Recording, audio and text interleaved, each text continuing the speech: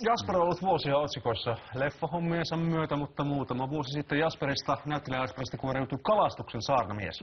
Nyt Jasper on ryhtynyt keulakuvaksi Heinävedellä sijaitsevan Palokin koskiin liittyvässä hankkeessa ja kahden järven väliin siis rakennettiin 55 vuotta sitten pieni vesivoimala. Tässä näemme kuvaa sieltä. Nyt seudulla selvitetään eri mahdollisuuksia kalateiden rakentamisesta aina koskien täydelliseen ennallistamiseen. Mikä on, Jasper, sinun vaihtoehtosi Palokinkosken tulevaisuuden? No, tämä Palokinkosken voimalaitoshan on siitä todella mielenkiintoinen juttu, että nyt kun puhutaan sen osalta äärimmäisen uhanalaisesta järvilohesta, joka kirjaimellisesti vetelee viimeisiään. Se on siis uhanalaisempi eläinlaji kuin saimaannorppa. Ja sen lisäksi puhutaan erittäin uhanalaisesta järvitaimenesta. Palokinkosken voimalaitos, joka nyt näkyy kuvassa, on aiheuttanut sen, että 8 koskea on jäänyt joko veden alle tai sitten tämän voimalaitoksen alapuolella täysin kuiville. Jos ne 8 koskea saataisiin taas virtaamaan vapaana, niin siitä paljastuisi semmoinen 23 hehtaaria kutualueita, joka on valtava määrä uhanalaisten kalojen potentiaalista poikastuotantoaluetta. Se, että tämmöisiä niin kuin voimalaitoksia, tämäkin on verrattain tosi pieni tuottoinen voimalaitos. Tämän Palokinkosken mulle esitettiin laskelma, jossa todettiin, että Palokinkosken tuotanto voitaisiin korvata 5-6 isolla tämmöisellä tuulivoimalalla Suomen olosuhteissa. Puhutaan niin pienestä sähkön tuotannosta ja niin valtavan suurista luonnonarvoihin ja luonnon ennallistamiseen liittyvistä arvoista ja hyödyistä. Että tämä Palokki on mun mielestä todella kiehtova projekti, jonka mä toivon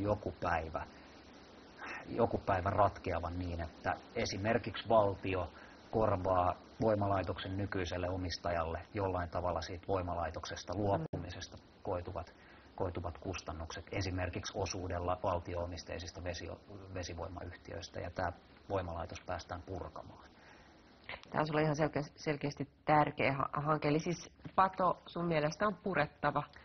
No, se voi kuulostaa aika niin kuin utopistiselta ja oudolta, mutta jos mennään vaikka Jenkkeihin, siellä on purettu 2 000 voimalaitospatoa ja muuta patoa. Se on ihan arkipäivää siellä ja se purkamisen määrä kiihtyy ja kiihtyy. Siellä on ymmärretty, että kansantaloudellisesti ja muiden asioiden vuoksi niin on järkevää purkaa tämmöisiä pieniä tai pienituotantoisia voimalaitospatoja. Se, mitä sillä purkamisella saavutaan, on niin paljon konkreettisempaa ja arvokkaampaa, että se on järkevää. Ei tämä ole sun ainoa hanke tällä hetkellä. Meneillään on myös Fish Run -kalatiesähköprojekti, jossa keräätte sähkön ostajia, jotka on valmiita maksamaan sähköstään ylimääräistä. Ja sitten sähköyhtiöt sitoutuu rakentamaan kalateitä. Eli siis kalatie on tämmöinen väylä, mitä pitkin kala pääsee nousemaan koskessa, jos siinä on pato tai joku muu este. Ihmiset ei muutenkaan sähköstään hirveän meillään maksa, kun se on niin pirun kallista. Niin... Eikö Suomessa sähkö ole aika halpaa?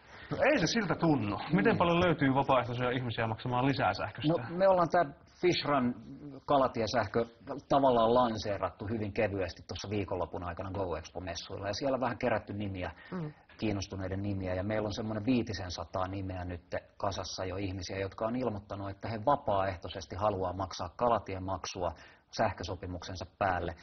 Ja jos me saadaan 2000 nimeä kerättyä, niin se tarkoittaa sitä, että me päästään rakentamaan 4 Mustionjoessa sijaitsevaan voimalaitokseen kalatiet. Tämä on niin kuin valtava positiivinen kannustin ja myös samalla viesti kaikille sähköyhtiöille siitä, että kalat kiinnostaa.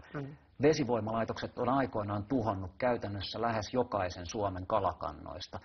Ja se tuho jatkuu tähän päivään asti, koska nämä voimalaitosyhtiöt suhtautuu täysin välinpitämättömästi tähän kalatien rakentamiseen.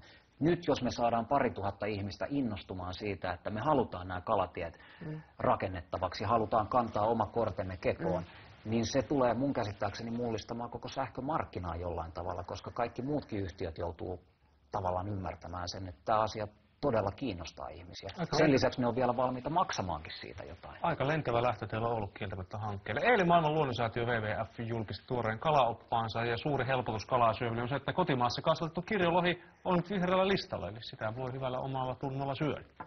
Miten Antti Karhumäki tuoreistaa lohireseptin?